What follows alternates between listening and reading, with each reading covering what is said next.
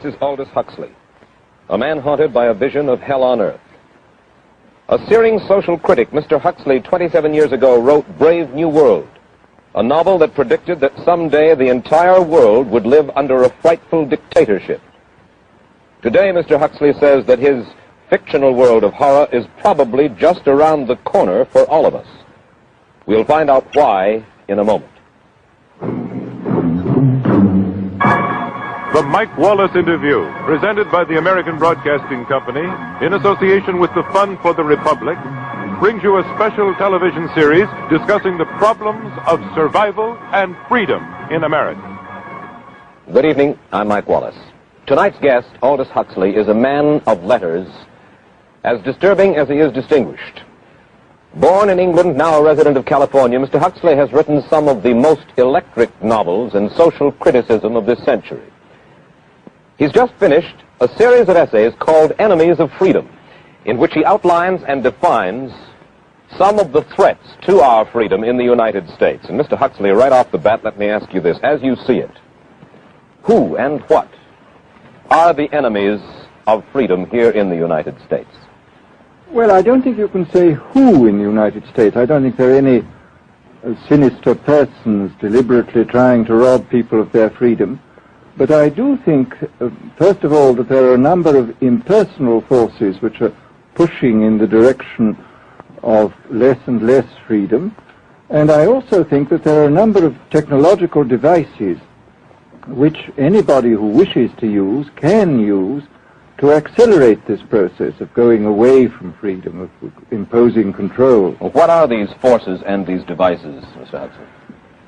I should say that there are two main impersonal forces. The first of them is not exceedingly important in the United States at the present time, though very important in other countries. This is the force which in general terms can be called overpopulation, the mounting pressure of population pressing upon existing resources. This, of course, is an extraordinary thing. Something is happening which has never happened in the world's history before. I mean, let's just take a simple fact that between the time of the birth of Christ and the landing of the Mayflower, the population of the Earth doubled. It rose from 250 million to probably 500 million. Today, the population of the Earth is rising at such a rate that it will double in half a century. Well, why should overpopulation work to diminish our freedoms? Well, in a number of ways. I mean, the experts in the field, like Harrison Brown, for example, pointed out that in the underdeveloped countries, actually the standard of living is at present falling, that people have less to eat and less goods per capita than they had 50 years ago. And as the position of these countries, the economic position, becomes more and more precarious, obviously the central government has to take over more and more responsibility for keeping the ship of state on an even keel. And then, of course, you're likely to get social unrest under such conditions, with again an intervention of the central government. So that I think one sees here a pattern which seems to be pushing very strongly towards a totalitarian regime. And unfortunately, as in all these underdeveloped countries, the only highly organized political party is the Communist Party, it looks rather as though they will be the heirs to this unfortunate process, that they will step into the position of power. Well, then, ironically enough, one of the greatest forces against communism in the world, the Catholic Church, according to your thesis, would seem to be pushing us directly into the hands of the communists because they are against birth control. Well, I think this strange paradox probably is true. There is it's an extraordinary situation, actually. I mean, one has to look at it, of course, from a biological point of view.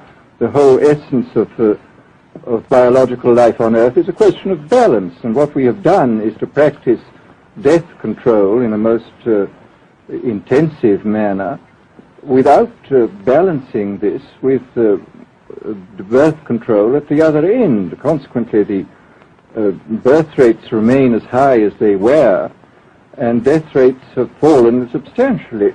All right, then. So much for the time being, anyway, for overpopulation. Another force that is diminishing our freedoms. Well, another force which I think is very strongly operative in this country is the force of what may be called over-organization. As technology becomes more and more complicated, it becomes necessary to have more and more elaborate organizations, more hierarchical organizations.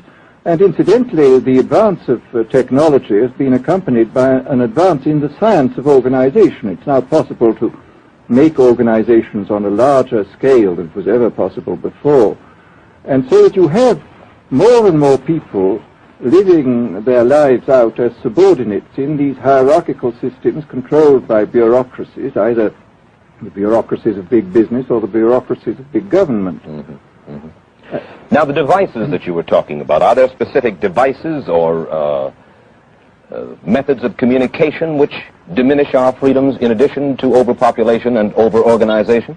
Well, there are certainly devices which can be used in this way. I mean, let us take, after all, a piece of very recent and very painful history is the propaganda used by Hitler, which was incredibly effective. I mean, what were Hitler's methods? Hitler used terror on the one kind, brute force on the one hand, but he also used a very efficient form of propaganda, which he was using every modern device at that time. He didn't have TV, but he had the radio, which he used to the fullest extent, and was able to impose his will on an immense mass of people. I mean, the Germans were a highly educated people. Well, we're aware of all this, but how do you equate Hitler's use of propaganda with the way that propaganda, if you will, is used, let us say, here in the United States? Are you suggesting that there is a parallel? Needless to say, it's not being used in this way now, but the point is, it seems to me, that there are methods at present available, methods superior in some respects to Hitler's methods, which could be used in a bad situation. I mean, what I feel very strongly is that we mustn't be caught by surprise by our own advancing technology. This has happened again and again in history.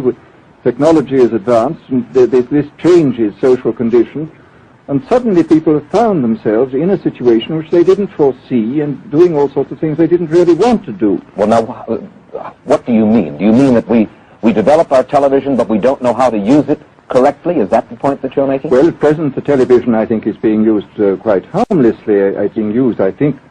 I would feel it's being used too much to distract everybody all the time. But, I mean, imagine, which must be the situation in all communist countries, where the television, where it exists, is always saying the same thing the whole time, is always driving along. It's not creating a wide front of distraction, it's creating a one-pointed drumming in of a single idea all the time. It's obviously an immensely powerful instrument.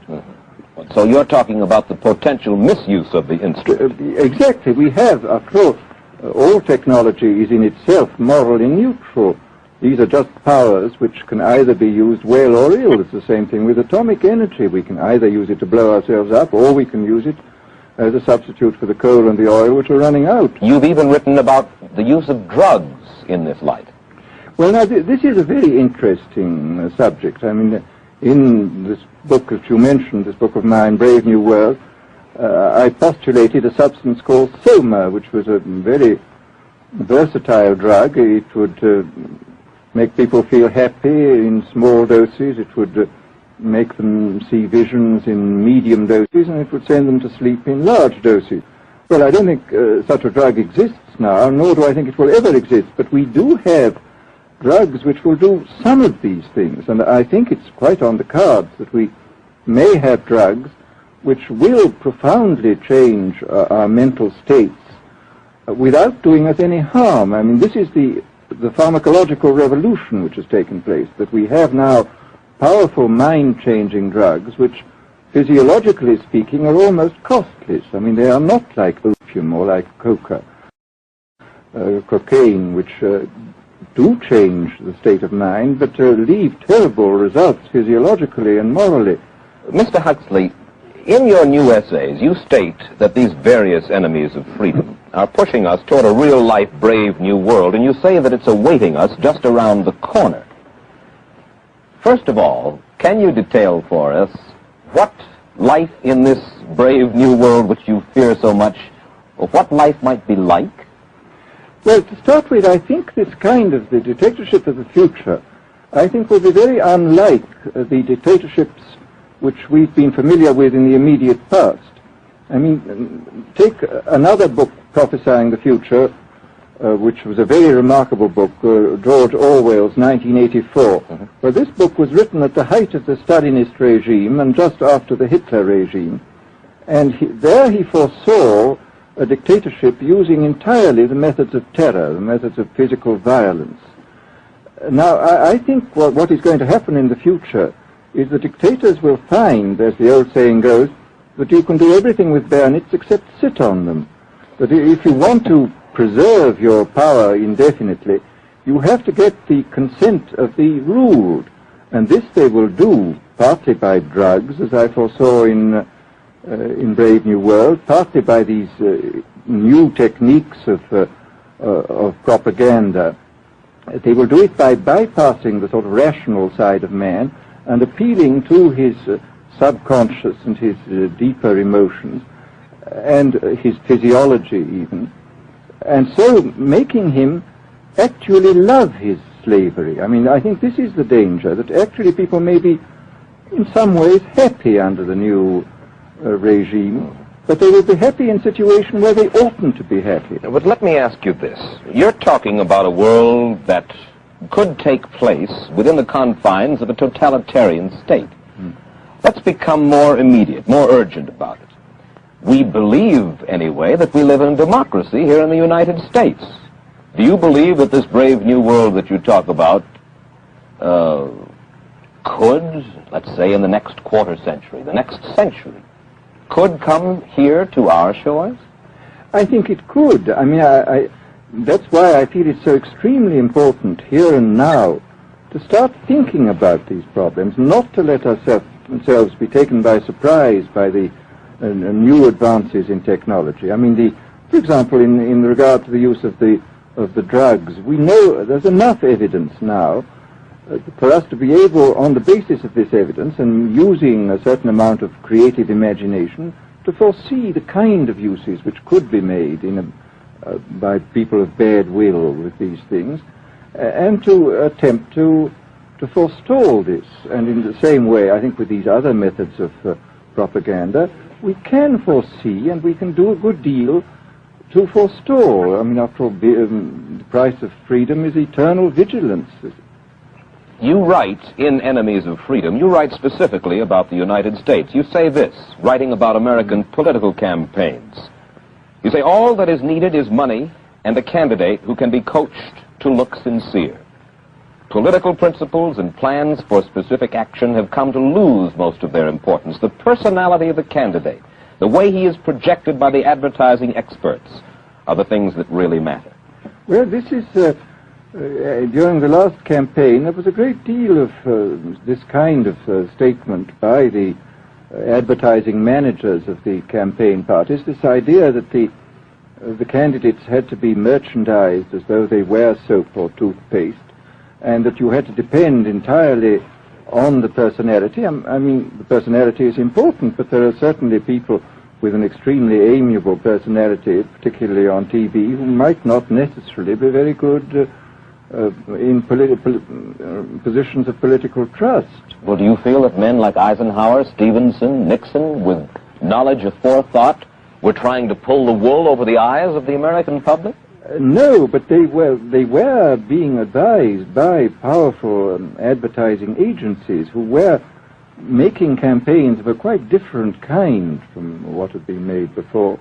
And I think we shall see probably all kinds of new devices coming into the picture. I mean, for example, this thing which got a good deal of publicity last autumn, subliminal projection. I mean, as it stands, this thing, I think, is of no menace to us at the moment. But I was talking the other day to one of the people who has done most experimental work in the psychological laboratory with this, were saying precisely this, that it is not at the moment a danger, but once you've established a principle that something works, you can be absolutely sure that the technology of it is going to improve steadily.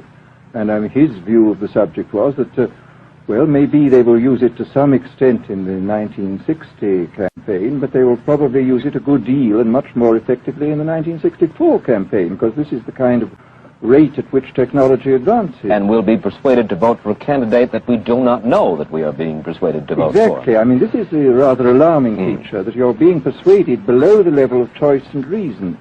In regard to advertising, which you mentioned just a little ago, in your writing, particularly in Enemies of Freedom, you attack Madison Avenue, which controls most of our television and radio advertising, newspaper advertising, and so forth. Why do you consistently attack the advertising agency? Well, no, I think that advertisement plays a very necessary role, but the danger, it seems to me, in a democracy is this. What does a democracy depend on? A democracy depends on the individual voter making an intelligent and rational choice for what he regards as his enlightened self-interest in any given circumstance. But what these people are doing, what both for their particular purposes, for selling goods, and the dictatorial propagandists are doing, is to try to bypass the rational side of man and to appeal directly to these unconscious forces below the surface, so that you are, in a way, making nonsense of the whole democratic procedure, which is based on conscious choice on rational grounds. Of course, well, maybe you have just answered this next question, because in your essay you write about television commercials, not just political commercials, but television commercials as such, and how, as you put it, today's children walk around singing beer commercials and toothpaste commercials, and then you link this phenomenon in some way with the dangers of a dictatorship. Now, could you spell out the connection, or how do you feel that you have done so sufficiently? Well, here, this whole question of children, I think, is a terribly important one, because the children are quite clearly much more suggestible than the average grown-up. And again, suppose that for one reason or another all the propaganda was in the hands of one or very few agencies, you would have an extraordinarily powerful force playing on these children, who after all are going to grow up and be adults quite soon. I do think that this is not an immediate threat, but it remains a possible threat. And you said something to the effect in your essay that the children of Europe used to be called cannon fodder, and here in the United States they are television and radio fodder. Well, after all, you can read in the trade journals the most lyrical accounts of how necessary it is to get hold of the children, because then they will be loyal brand buyers later on. Mm-hmm. But, again, you just translate this into political terms. The dictator says they will be loyal ideology buyers when they're grown up. We hear so much about brainwashing as used by the communists. Do you see any brainwashing other than that which we've just been talking about that is used here in the United States? Other forms of brainwashing? Not in the form that has been used in China and in Russia, because this is essentially the application of propaganda methods, the most violent kind, to individuals. It's not a shotgun method like the advertising method. It's a way of getting hold of the person and playing both on his physiology and his psychology till he really breaks down, and then you can implant a new idea in his head. The descriptions of the methods are really blood-curdling when you read them, and not only the methods applied to political prisoners, but the methods applied, for example, to the training of the young communist administrators and missionaries. They receive an incredibly tough kind of training, which may causes about 25% of them to break down or commit suicide, but produces 75% of completely one-pointed fanatics. The question, of course, that keeps coming back to my mind is this. Obviously, politics in themselves are not evil. Television is not in itself evil. Atomic energy is not evil. And yet you seem to fear that it will be used in an evil way. Why is it that the right people will not, in your estimation, use them? Why is it that the wrong people will use these various devices and for the wrong motives? Well, I think one of the reasons is that these are all instruments for obtaining power, and obviously the passion for power is one of the most moving passions that exist in man, and after all, all democracies are based on the proposition that power is very dangerous and that it's extremely important not to let any one man or any one small group have too much power for too long a time. After what are the British and American constitutions except devices for limiting power?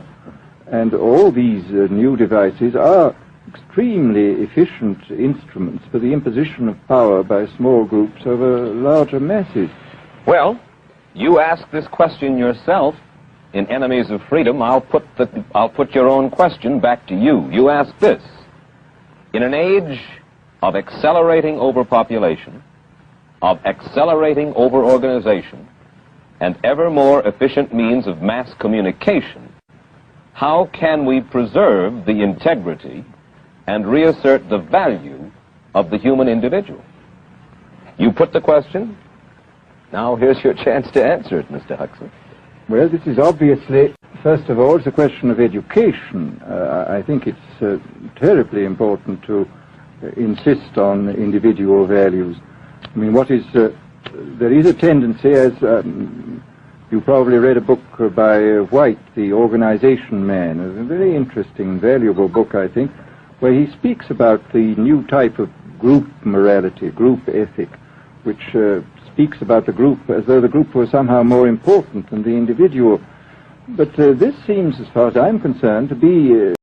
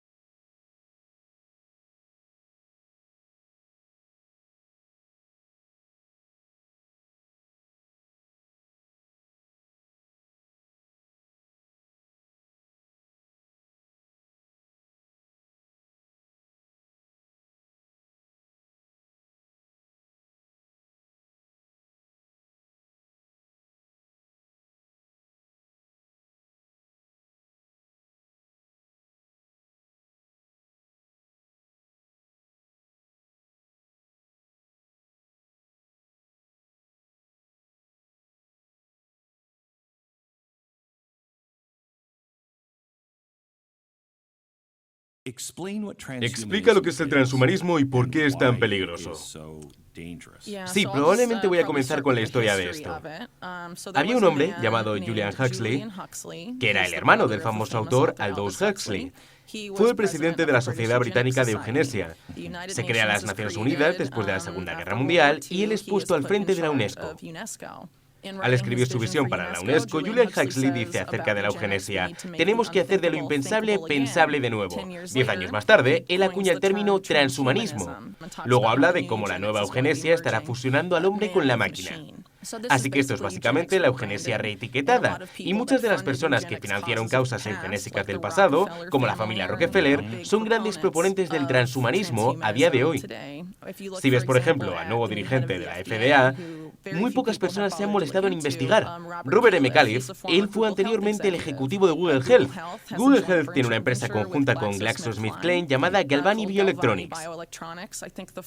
Creo que el dirigente anterior de esta era Monsef Slaoui. Estuvo a cargo de la Operation Warp Speed. Su enfoque es lo que ellos llaman medicina bioelectrónica, o sea, la nanotecnología inyectable que puede manipular tu sistema nervioso central. ¿Cuáles son las implicaciones de eso? Tenemos a la persona que acaba de comprar Twitter formando una empresa de chips cerebrales. Además, es un importante contratista para las Fuerzas Armadas de Estados Unidos. Tiene un grave conflicto de interés con empresas del equivalente chino de Silicon Valley como Tencent. Él dice que su trabajo es el de encontrar una manera de competir en contra de la locura transhumanista. ¿Tú no crees eso en absoluto? No, yo no lo compro. Si miras esa compañía, ellos hicieron ensayos con animales. Muchos de los monos que hicieron las pruebas se murieron después de que les insertaran el chip en el cerebro. Si esa fuera mi compañía, yo reformularía todo, o la clausuraría si es que fuera a matar a tantos animales. Pero ya pasaron a los ensayos en humanos. Aquí es donde se pone aterrador. Está vinculado a la despoblación, esto siendo como el nuevo sendero de la eugenesia. A la gente le gusta hacer como que la eugenesia desapareció, y no ha sido así, solamente ha sido reetiquetada. Está muy claro y es desconcertante. What's important to me is your character and your work, which is phenomenal. But I'm guessing you and I don't necessarily agree on policies. Maybe, I don't know. I just, at this point, I think my politics are, I don't want the government to be run by organized crime. That's what I think that's a starting point for most Americans. Let's start there. Right. That's what I was driving to is there are big things on the table that no one's talking about. And we're all focused on the little stuff they've used to divide and conquer us this whole time.